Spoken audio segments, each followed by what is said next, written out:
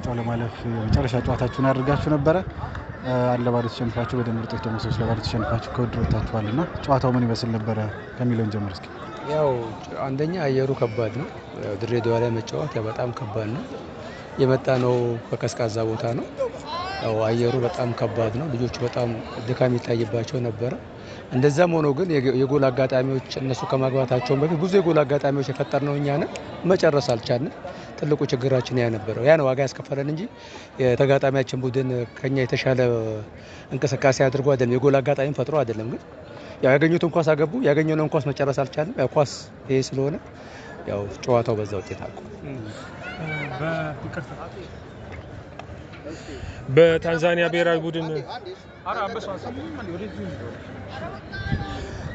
ብሔራዊ ቡድን አሰልጣኝ በኩል ከተሰጠ አስተያየት መካከል የኢትዮጵያ ብሔራዊ ቡድን በጣም ተገማች መሆኑን ገልጸዋል ከመጀመሪያው ደቂቃ እስከ መጨረሻው ደቂቃ አንድ አይነት አጫወት የሚጫወቱ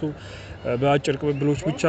አጋጣሚዎችን ለመፍጠር የሚሞክሩ ናቸው ረጃጅም ኳሶችን አይጠቀሙም እና ይሄንን ለመከላከል ለኛ ተመችቶናል ብለዋል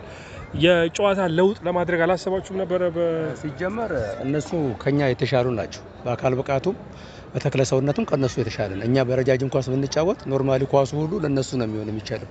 ስለዚህ መስራት የነበረብን ነገር ምንድነው ኳሱን ቢውልድ አድርገን ለመውጣት ነው ስንሞክር የነበረው ኳሱን ይዘን ለመጫወት ሞክረናል ግን ትራንዚሽን ላይ ኳሶቻችን አይደርሱም ላጥቆቹ ኳሱ አይደርስም ይቆራረጥ ነበር የዛ ችግር እንጂ የነሱ አይነ ኳስ ረጃጅም ኳስ ብንጫወት ምንም ጥቅም የለውም ምክንያቱም በብዙ ነገር ይበልጡናል እነሱ አካል ብቃቱም በረጃጅሞች ስለሆኑ ያን ያልከተቀምንበት ያን ኦፖርቹኒቲ እንጂ ሌላ ነገር አይደለም በዚህኛው መርሃ ግብር ላይ ሁለት አዳዲስ ተጫዋቾችን ለመጠቀም ይችላል ሎዛ አበራ አሪያቶ ዶንግ ከመጀመሪያው ጨዋታ አንፃር የነዚህ ተጫዋቾች መካተት የፈጠረው ለውጥ አለ ይጠቅሙናል ብለን ነው ያመጣነው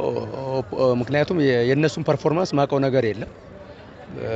ከኛ ጋር አልሰራችም አሪያቱም ከኛ ጋር አልተቀላቀለችም ከኛ ጋር አልሰራችም አረጋሽ 2 ቀን 3 ቀን ሲቀር ነው የመጣችው ሎዛም የመጀመሪያው ጌም ላይ አልነበረችም የ2 ቀን 3 ቀን ትሬኒንግ ነው የሰሩት ከቲሙ ጋር ብዙ ትሬኒንግ አልሰሩ ግን የነሱ እንቅስቃሴ ብዙም በጌሙ ላይ ብዙም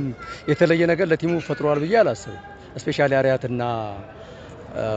አረጋሽ ያደረጉት እንቅስቃሴ እንደ ቲም ለቲሙ ምንም ያገዙት ነገር የለም ብዬ ነው ማሰበው ምክንያቱም ጨዋታቸው በሙሉ የግል ጨዋታ ስለነበረ ስፔሻሊ ኳሶቻቸው በሙሉ ይበላሹ ነበር ስለዚህ እንደ ቲም ካልተጫወቱ ደግሞ እግር ኳስ ዋጋ ያስከፍላል የዛ ነገር ከደማምሮ ነው ውጤቱን ያጣ ነው አየር ንብረቱን ቅድም አንስተዋል በጣም ፈታኝ እንደነበረና ምናልባትም ከታንዛኒያ ጋር ተቀራራቢ ይመስላል የአየር ንብረት ሁለቱም ጨዋታ ከሜዳችሁ ውጪ እንዳደረጋችሁት የተላመዳችሁት አየር ላይ እንዳልተጫወታችሁ ይሰማችኋል በእርግጠኝነት እኛ የተዘጋጀ ነው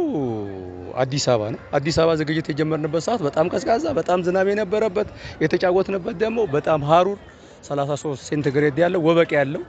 ሁለተኛ ሜዳው ከከተማ ውጪ ነው የ45-50 ደቂቃ መኪና ጉዞ ሄደን የተጫወት ነው እዚህም አዲስ አበባ ይሆናል በነበረ ጌሙን ያሰብነው አልሆነም ድሬዳዋ ስንመጣ ደግሞ የነበረው የዝግጅት ጊዜ አጭር ስለነበረ እንደውም ለነሱ ነው የሚጠቅመው አየሩ እንጂ ለኛ ምንም የጠቀመን ነገር የለም ቀጣይ ምንድነው የአፍሪካ ዋንጫ ተሳትፏችሁ እዚህ ጋር አብቅቷል የማጣሪያው ተሳትፏችሁ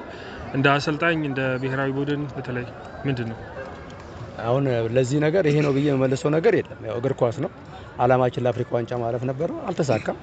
ቀጣይ ደግሞ የሚሆነውን አብረን እናይሻል ምናልባት ኮች የዛሬው ጨዋታ ላይ በተለይ የመጀመሪያው ግብ ከተቆጠረ በኋላ አንተ ላይም ተስፋ መቁረጥ የሚታይ ይመስለኛል ምክንያቱም ተች ላይ አልነበርክም ገብተህ ቁጭ ብለህ ነበር ያ ተጫዋቾች ላይ ረጅም አመት ያቆሃል ያንተ ስሜት መውረዱ እዛ ቁጭ ብለህ መቆየትና ተች ላይ ያለመታየት ተጫዋቾቹን ሞራላቸውን ተነሳሽነታቸውን ዝቅ ሊያደርግ አይችልም ምክንያቱም ለጌሙ መጀመሪያ ትኩረት መስጠት የነበረብን ዲፌንሲቭ ነው 15 ደቂቃ ተነጋግረናል ገብቷል የገባብን ኳስ ብዙ ነገሮቻችንን ነው ያወረደው ስፔሻሊ ተሸንፈን የመጣው ከሜዳ ውጪ 2-2 ስለዚህ ጎል ሳይቆጠረብህ ጨዋታውን ለመጨረስ ነበር አላማችን እነሱ ከማግባታቸው በፊት እኛ ብዙ የጎል አጋጣሚ አግኝተናል መጨረስ አልቻልንም እግር ኳስ ደግሞ ይሄ ነው ስለዚህ በዛ በቃ አንዳንድ ጊዜ ያው እግር ኳስ ያው ሜዳ ላይ በተበከው ነገር አለመሆኑ አንዳንድ ጊዜ ያ ነገር ሊኖር ይችላል እንጂ ነገር ያው የአፍሪካ ዋንጫውን የማለፍ እድል አለን ካፍ ቁጥሩን ከ12 ወደ 16 በ2026 የማድረግ እቅድ አለው በስብሰባ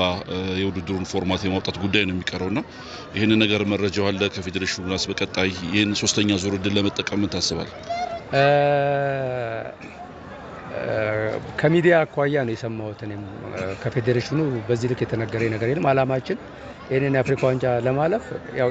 ይህንን ፕሌይኦፍ ነበር ስንጠብቅ የነበረው። ይሄ አልተሳካም። ያ ከመጣ ደግሞ እግዚአብሔር የፈቀደው ነው የሚለው። እናመሰግናለን።